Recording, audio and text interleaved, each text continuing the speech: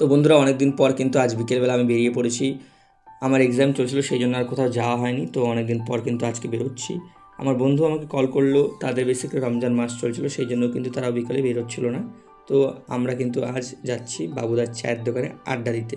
সেখানে চলবে চা, সিঙ্গাড়া, পকোড়া অ্যান্ড লঙ্কার চপ। তো বন্ধুরা, আমরা কিন্তু টুঙ্গিদিঘিতে চলে এসেছি।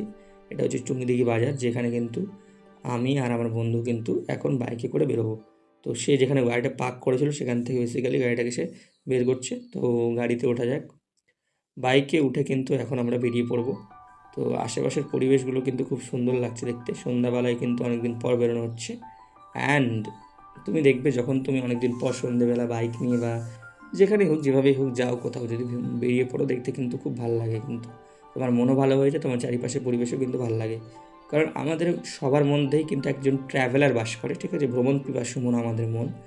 তুমি দেখবে, ভ্রমণ করতে কারোর না ভালো লাগে না, ঠিক আছে? সবারই কিন্তু ভ্রমণ করতে ভালো লাগে। ভ্রমণ পিপাসী মন কিন্তু সবারই, ঠিক আছে? তো মাঝে মাঝে বেরিয়ে পড়া ভালো কোথাও কোথাও, ঠিক আছে? নিজের অজান্তেই তুমি দেখবে তোমার মনটা ভালো হয়ে গেছে। সো আমরা কিন্তু পৌঁছে গেছি আমাদের গন্তব্যস্থলে। অ্যান্ড এটা হচ্ছে বাবুদার চায়ের দোকান, যেখানে কিন্তু বর্তমানে লাইটিং ফাইটিং দিয়ে কিন্তু জায়গাটাকে বেশ সুন্দর করে তোলা হয়েছে মানুষজনকে অ্যাট্রাক্ট করার জন্য।